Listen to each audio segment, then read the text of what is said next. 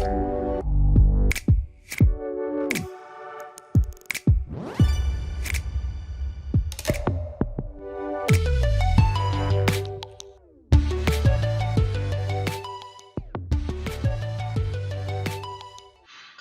morning and welcome to today's webinar. It is 10 a.m. here in the Central Time Zone in the United States.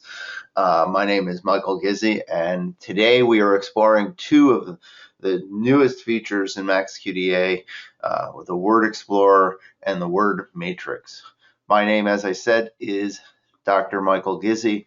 I'm a professor of criminal justice and a political scientist at Illinois State University in Normal, Illinois, certified trainer for MAXQDA, and I offer consultations and virtual workshops.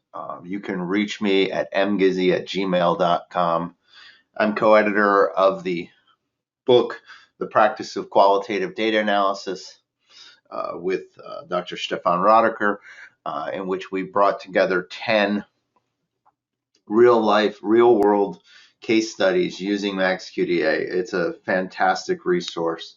I highly encourage you to check it out, along with the other resources that are available from MAXQDA Press, maxqda-press.com. Everything on the press is free in a digital format, so check it out. A couple of other introductory things before we jump in. If you're not a member of the MAXQDA Research Network, I highly encourage you to join.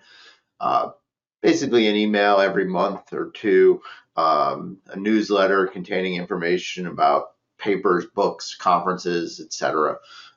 It's a networking opportunity, and it's completely free. maxqda.com/research-network. Let's see how many we got here today. We're 9 of you here today from all over the world. I love that. If you're brand new and you don't yet have, or you're just exploring the idea of MAXQDA, or you haven't upgraded to MAXQDA 2022, you can try a 14-day trial for free from maxqda.com trial. Check it out. So MAXQDA 2022 was released in the third week of November of 2021. It is the latest version of the software.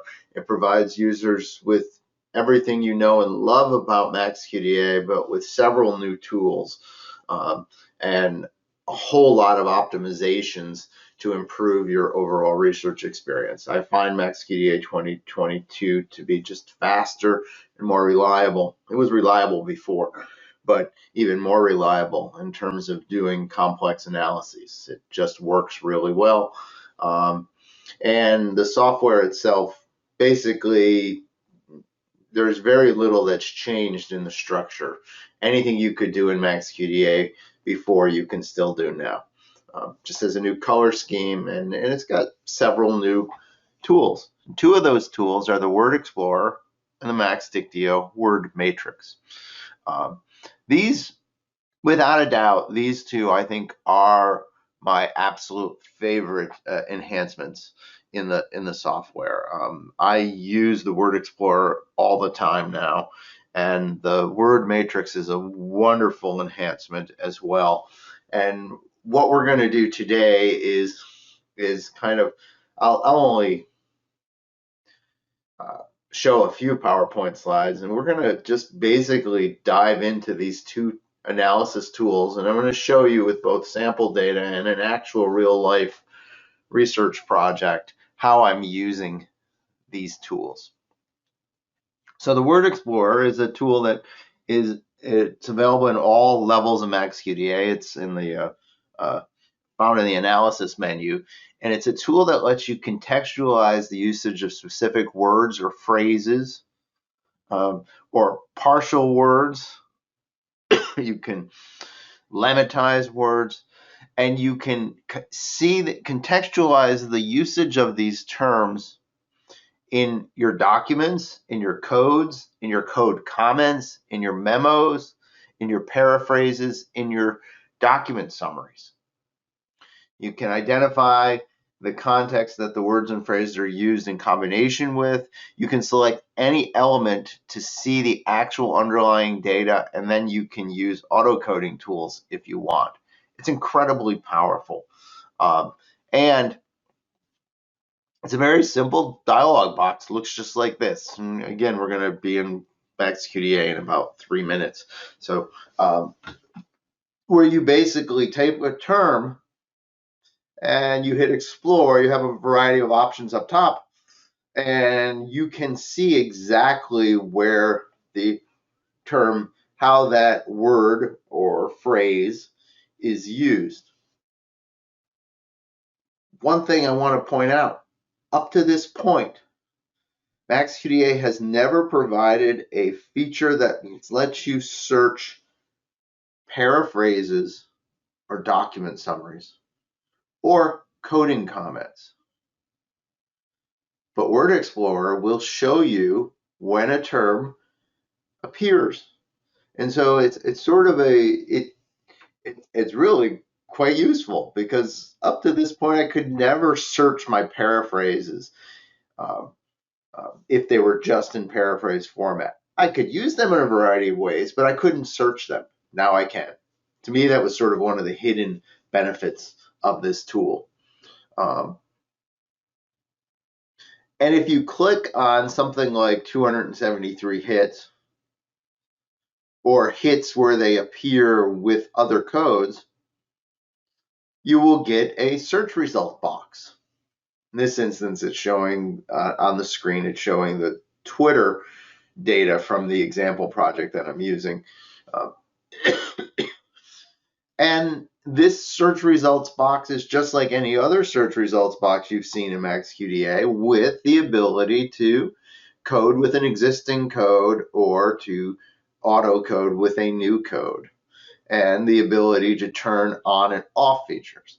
And I'll show you in a few minutes how this has become incredibly valuable for me as I am engaged in a project involving the analysis of more than 6,000 tweets.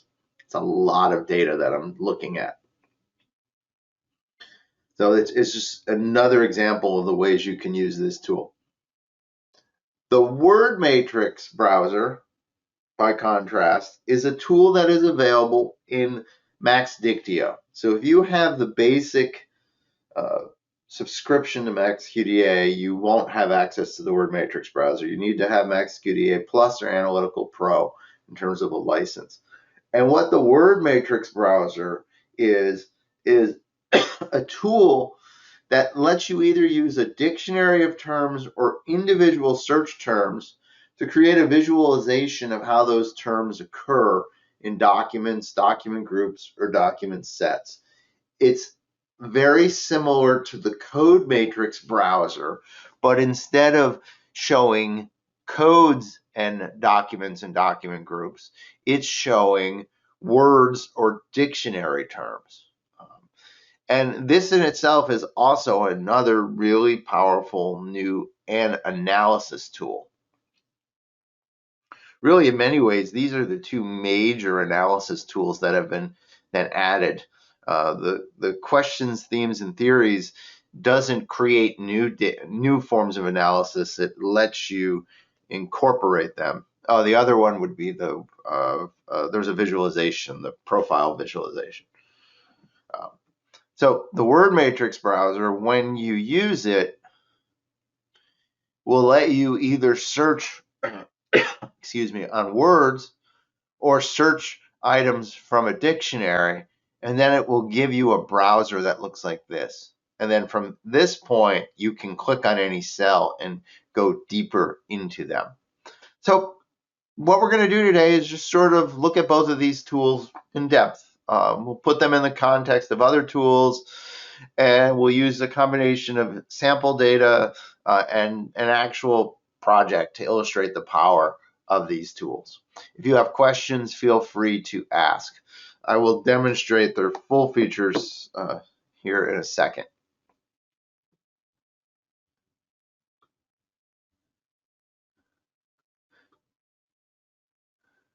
So I'm in MAXQDA 2022, if you're new to it, the first thing you'll notice is the reddish-orange color scheme. That's the big thing that jumps out at you at the beginning. I'm using the example project, the work-life balance project, and I've selected just the interviews. Excuse me, the cough. So the interview questions here. If I want to use the Word Explorer, it's in the Analysis menu, which is where I am, and it's right here. I click on it, and it brings the Word Explorer on the screen.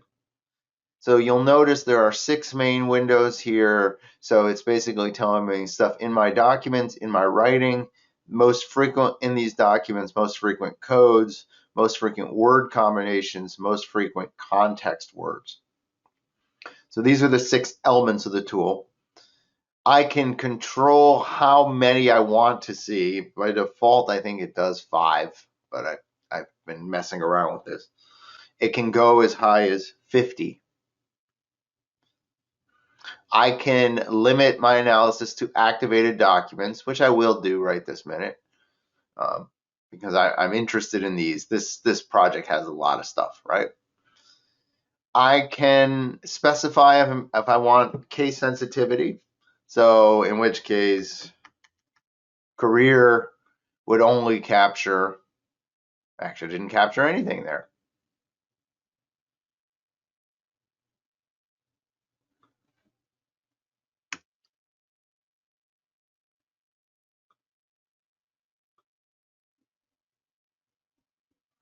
So starting letters, finding whole words. I can find all word forms. It's what we call a lemma list. And I have all of these languages to choose from. It's not everything, but it's a decent amount. I'm sure they'll continue to expand that. I can apply a stop word list, stop words for word cloud, standard stop list, or English complete. I've got all these different stop lists that I can choose from, some of which I've added to my projects here. And so if I say I want to apply a stop list, I'll click on it, and it'll show me the words that it's not going to include. Okay. So I'm going to start. I'm not going to turn that on.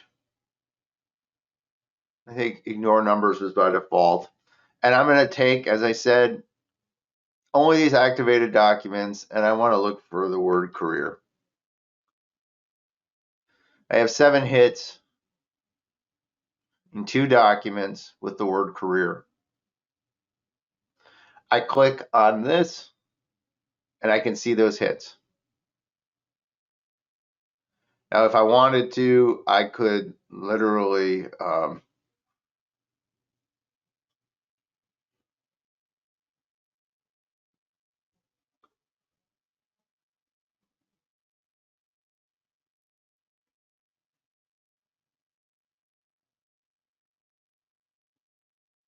I'll create a code.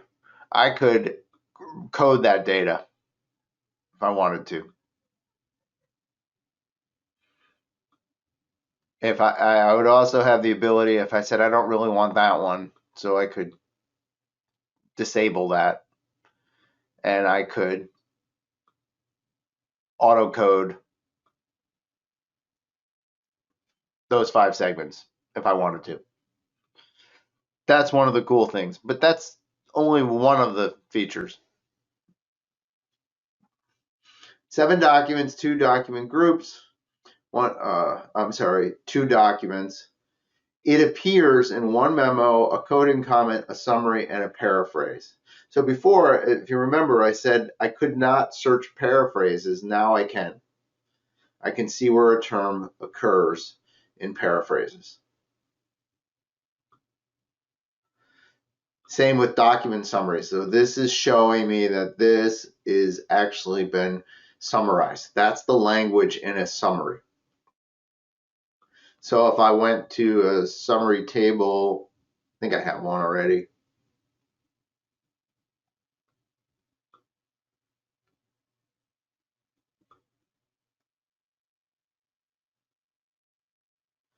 No, that's not it.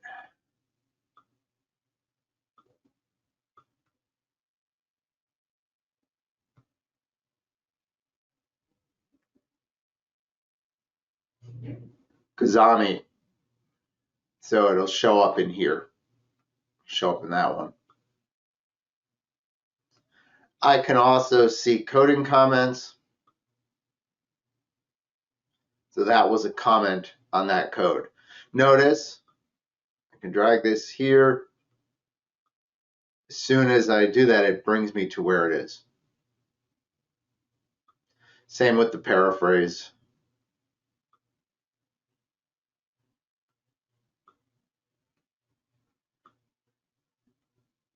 Except you're seeing comments, so I'll turn it to paraphrases.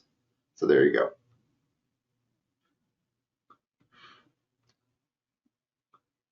For memos, it will bring up the memo. And in this instance, what's interesting here is you'll notice this memo, this document memo, the memo itself is empty, but I'd created another new feature, the document summary, and I wrote this in the document summary, and so it searches it in there.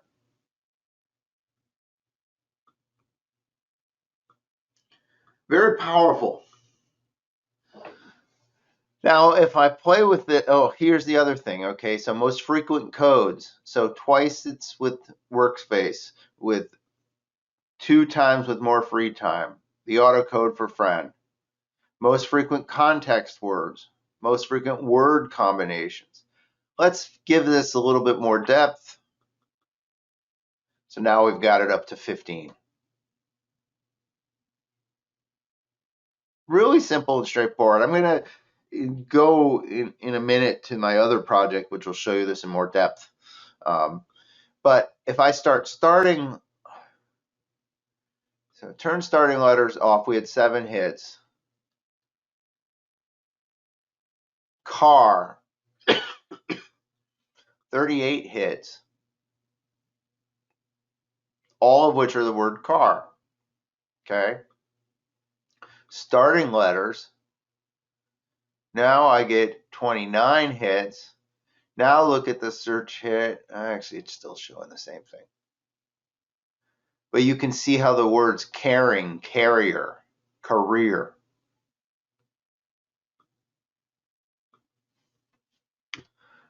Switch, instead of starting letters, say find all word forms, care, 34 hits.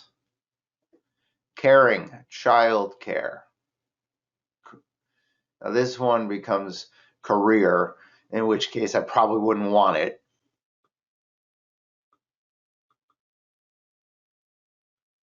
So you're seeing the ability here. Oh, notice here, search term, search item. Search on it, I can see the words that it's using.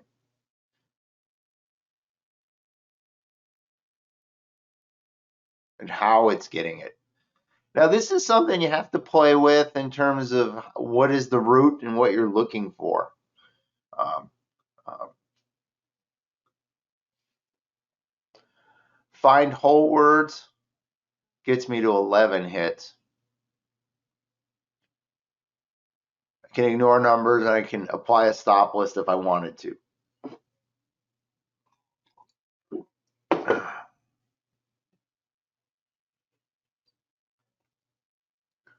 So the tools, I'm showing you in a sample project. It's not particularly helpful, but it's not showing you a lot of depth. I want to go to a different project, a big project.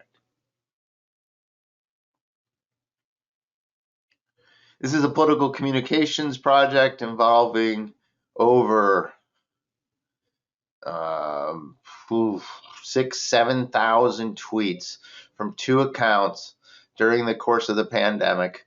And it's the United States Center for Disease Control. So you can actually see that they're tabular data here. And you can see there's a lot of coding going on, right? Let's go to Word Explorer.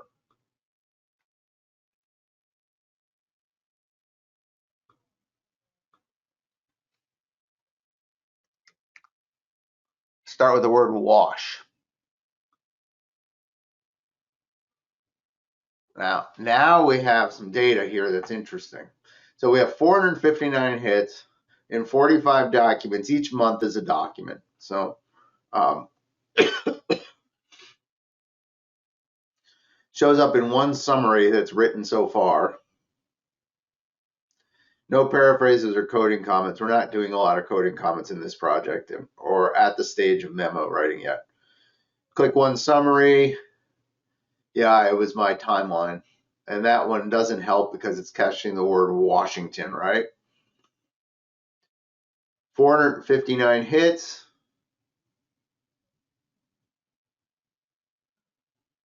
You can scroll through it and see what you're finding there. Here's an interesting thing. I can then see, okay, the word wash. I'm going to click it, change it to find whole words, 291 hits. And that should get rid of Washington. Yep.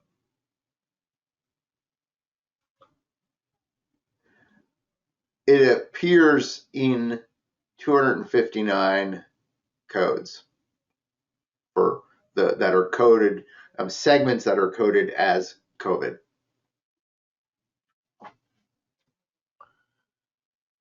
And so with this, I could easily in this project go to hand washing, click on that, go here, and now the last code I've clicked on is hand washing and auto code. It caught 82 new segments. I've been adding more data to this project, so not everything's been coded or hand coded. Now, normally before I would do that, I would spend time scrolling through to make sure I'm not finding any errant uses of codes. But this is not my live file anyways, but almost all of these are, yeah, they're fine. So I just added 82 coded segments with that term, just like that.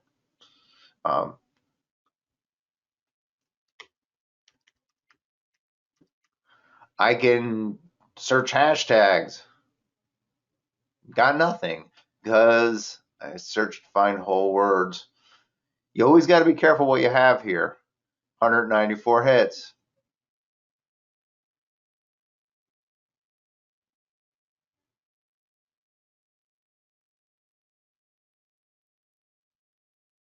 In which case, I have a face mask code. Nag every one of those. So again, gain me another 58 coded segments. I can see the documents where things appear the most. So I could say, all right, September 2020. Here is all the usage from September 2020. Very powerful. Again, I can see the breakdown here, where how it overlaps. No word combinations for that, but I can see frequent context. Now here's a term, vaccine, 3,800 hits. However, I got to be really careful here because I did starting letters. So when I look at these, this is going to get vaccine. That's going to get,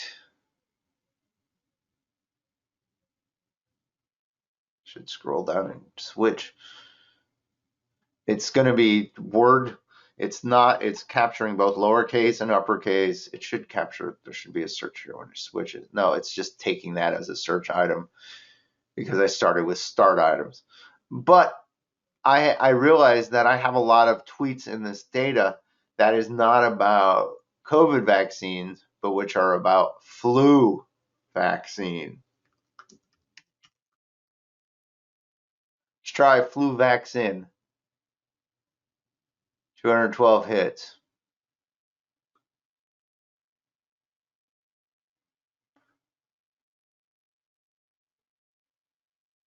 All of these are, different from my other codes. And, I think it's really important that with this tool, I'm using this in almost my exploratory mode. The way I'm analyzing all this data and is multiple steps. I'm trying to auto code all the terms that I know I'm interested in, but then I have to actually go through all of them manually to capture things like this. What was the nature of the message? What's the audience? And a variety of other things that I'm not capturing with an automated process. But my goal, and by doing that, say all of these here,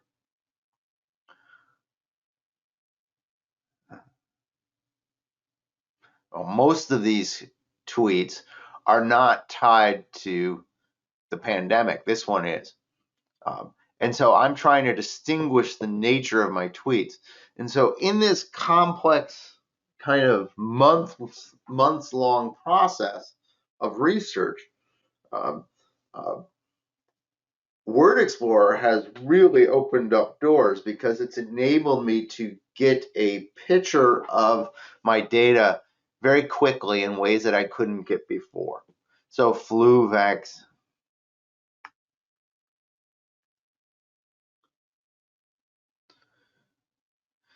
flu vaccine gave me 164, flu vaccine gave me 212 as in vaccination, but I can see exactly here what months that the word was appearing, and I can see the language that it's used.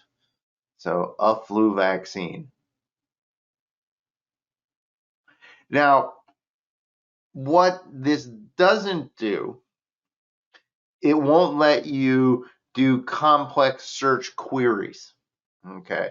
It's not letting you say, okay, I want flu and not the word COVID. If I wanted to do that, I would use the text search tools that are much more complex and give me the ability to actually, I don't think I'd want that one. I think I would want extended text search. Yeah. Uh, so I could say I want to include the word flu, but not COVID. And that would enable me to narrow down. I can't do that with Word Explorer, but the point is I can do it in MAXQDA.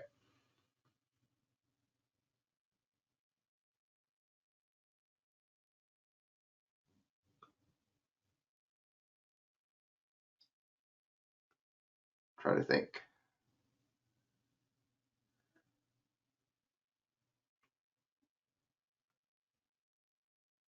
So let me shift. Are there first? You asked, are there any questions about Word Explorer? It's really not that complex, but I hope you can see the power of it. It's really a lot of fun. It's a useful tool.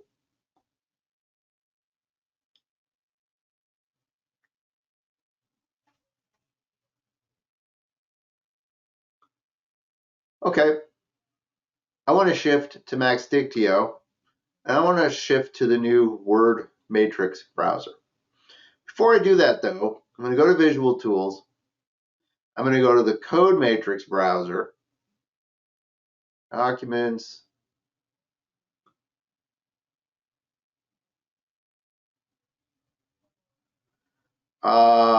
Actually, before I do that, let me answer your question. Once you have done a search and excluded items, can you save a search? Are you talking outside of? Are you talking in this tool? Yeah, right there. Save. So yes, you can save a search. No, Word Explorer is not. It's whatever you have in there at the time. So no. So before I show you the Word Matrix browser, I want to show you the two other browsers you're probably familiar with. The first one would be the Code Relations browser.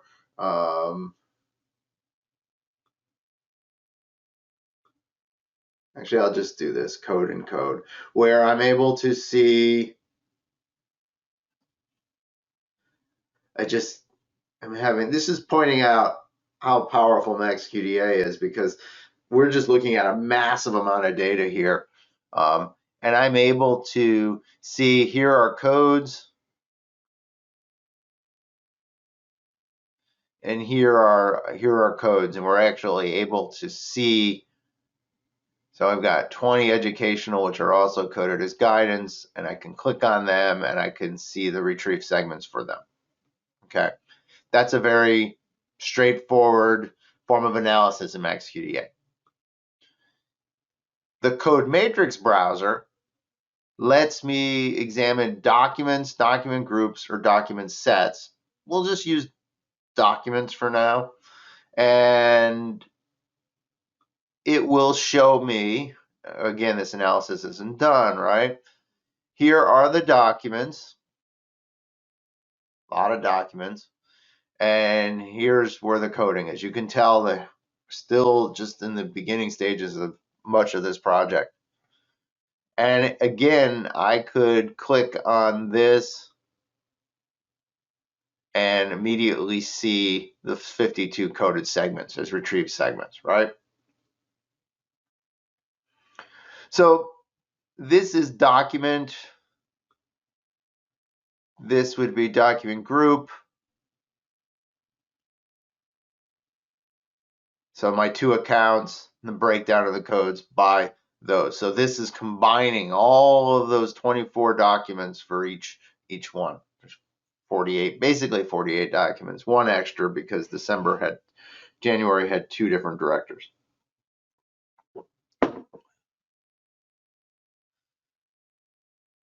Well, in MAXDictio, we now have something called the word matrix browser. What the word matrix browser does is let you either search for items of a dictionary, of a Go word list, or search items. We'll just start with search items. And I'm going to say, and so these are the terms that I've just plugged in documents, in retrieve segments window, which is really interesting because I could then search just what I have here. But we'll stick with documents, and our columns are going to be documents for right now. I click OK. Now I have the same idea of the code matrix browser, except these aren't codes. These are just words or phrases. Notice, stay at home, social distancing. You could see when the terms were used. And again, I could click on this. I don't want that.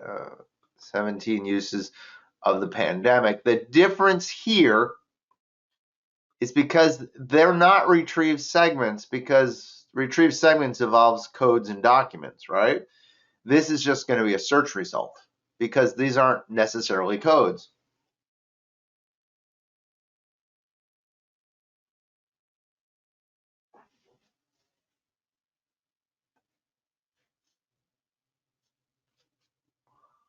These aren't necessarily codes. But again, I have the ability to auto code them if I want. Which one's this?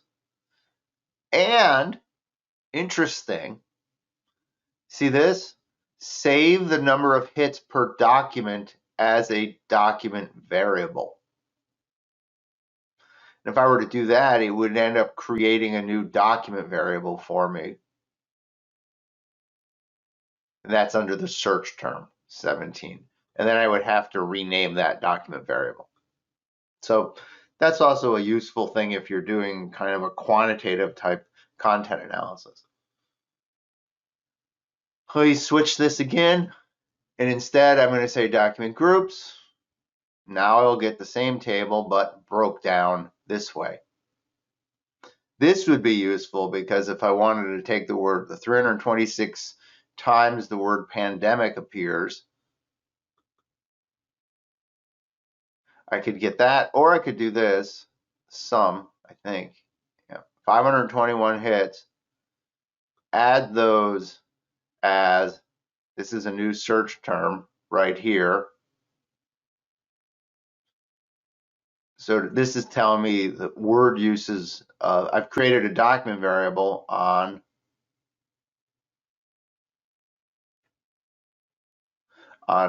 this term. If I did that, I would go in here and I would rename this.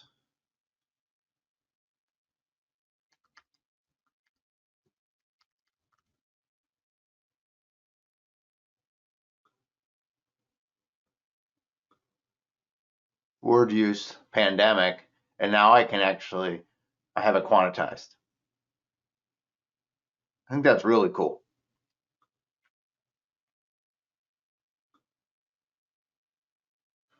And I did that by doing the sum, so that captured all of my data.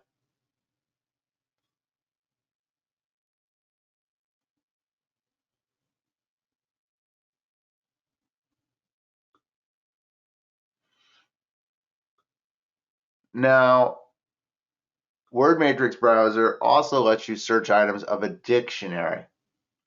So dictionary, MAXQDA is largely based on what we call dictionary-based content analysis. So a dictionary is where you create dictionaries in a project. So this is the standard one that I created, and it has search terms. This was one of the ways that I that wasn't supposed to be there. That these terms are all search items tied to this category.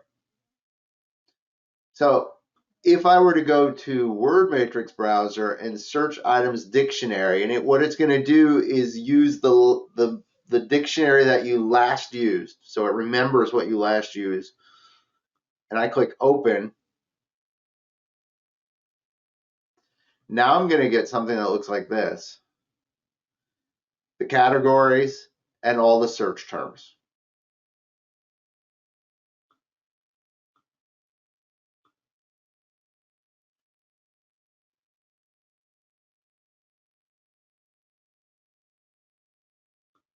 Yep, I can. I'm going to create a new, I'm going to go to the root, and I'm going to create a new category. I'm going to call it variance. And then I'm going to click new search item, and I'm going to say Delta, and I'm going to say I don't want to be case sensitive. And then I'm going to say Omicron. And I also don't want to be case sensitive because I want it to be either with capital D or capital O's. So now I have these two new terms, variance, in this root dictionary. And in Word Matrix Browser, I'll stick with this here, search item, in documents this time, because that'll be more interesting.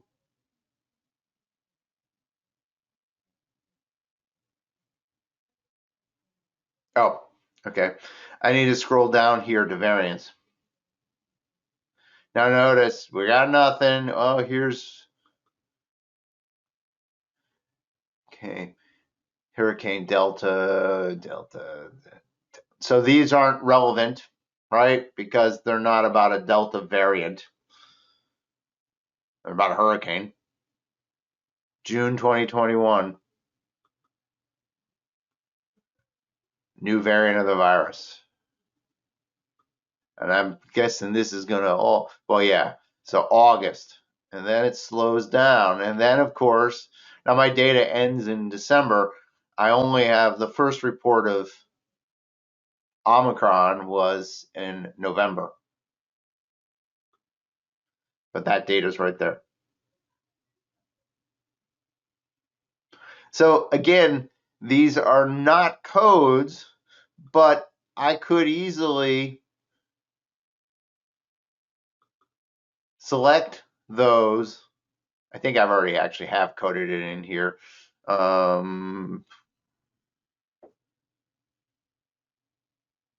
Yeah, I already have an Omicron variant, and so most likely it's already captured this, but I could auto code that. It's going to probably say 0.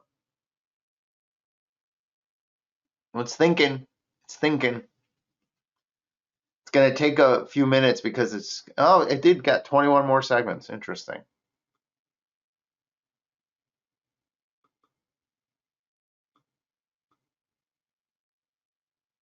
So there's our Omicron. Notice that when I look at these, it immediately shows me the tweets. Yes, this is a massively large project. It's kind of crazy, but what's kind of interesting about it is I'm able to do this in a way that's very fast. It's not taking time at all. I originally tried to do one tweet per document, and I found that that was very, very slow. If you took my Twitter webinar last fall, we sort of struggled through that. So the word matrix browser, again, all of this here, this is pretty much the same in terms of the breakdown. So code matrix browser,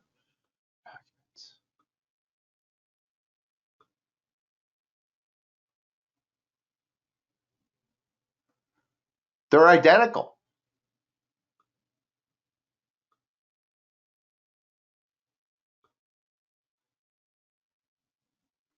As a tool, it's pretty much the same thing, except this is capturing documents and codes, and this is capturing terms and documents. It's a new enhancement. I find it has a lot of potential, and I really like that it gives the way it gives me those search terms. I think there's a lot of potential there. So if you're doing a complex project, you have the ability to sort of craft a dictionary or a series of phrases that would make your life very easy in sort of getting a big picture of your data, particularly if your data, like mine, is sort of in a time series, if you will. It's not a time series, but it's chronological. That's the word I meant, chronological. The other thing with this word matrix browser, do a simple one. I also have the ability to add this to the new QTT, covered word clouds. I think that's, so there was the word matrix browser that I just had, and I'm able to bring that in there for purposes of capturing some of my data.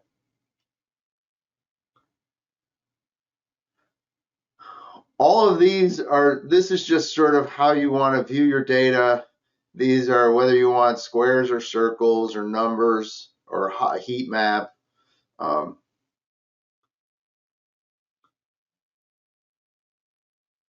Count hits only once per document. In my project, that would not be helpful because my document includes multiple elements. Binarize the view. Provide a summary of the view, and then to sort columns by the similarity of code patterns. Notice it changed things. Once I do that, it doesn't seem like to undo it. So I would redo it there. There we go. This is the refresh. This lets me take a screenshot, export to Excel, or just export to a variety of formats.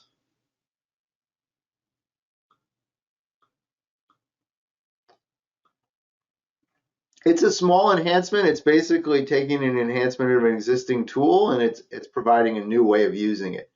I also want to point out, so say I took this retweet thing. This is not a complete retweet set. I've done this more advanced, actually, using the Word Explorer. And that was now the one that I'm in, right? So now if I go to the word matrix browser, dictionary, it's going to give me just the retweet one. So it's based on the last tool dictionary that you used. Now I can create dictionaries, I can add dictionaries, I can import dictionaries, I can create a new dictionary. It's, this is all the bread and butter of of MAXQDA. And it's a new enhancement to doing things like this, because here I also had the category matrix browser.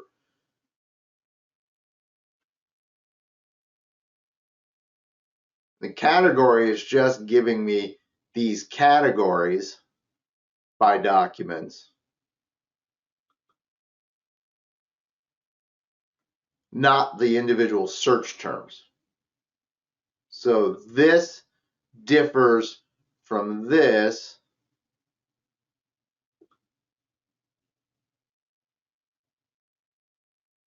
in that it breaks it down. So this is just giving me the aggregates of the categories. This is giving me the search terms. The dictionary-based content analysis, it used to be called the quantitative content analysis, is going to give me just a kind of a word count account of each document for the categories. But I can click to the category matrix browser from it and get that same view, or I can double click here. Actually, I can't. This is not interactive, but this is. I can search. Take a small. Now I get those search results. So these are the three kind of forms of what we call quantitative content analysis. I lost my word. I closed it.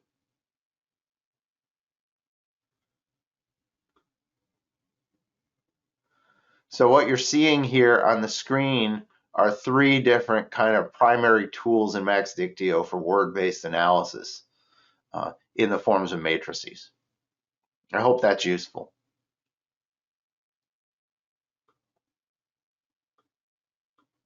It's not all of MAXQDA, but these are other tools that we would cover in the other dictionary. So that is Word Explorer and Word Matrix Browser. What questions do you have?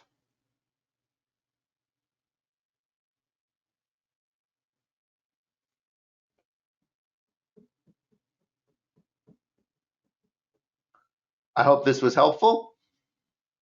I think both of these tools are really useful.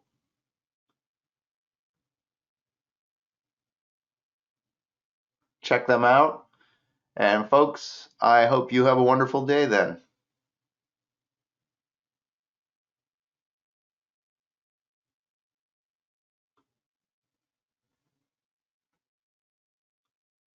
Take care.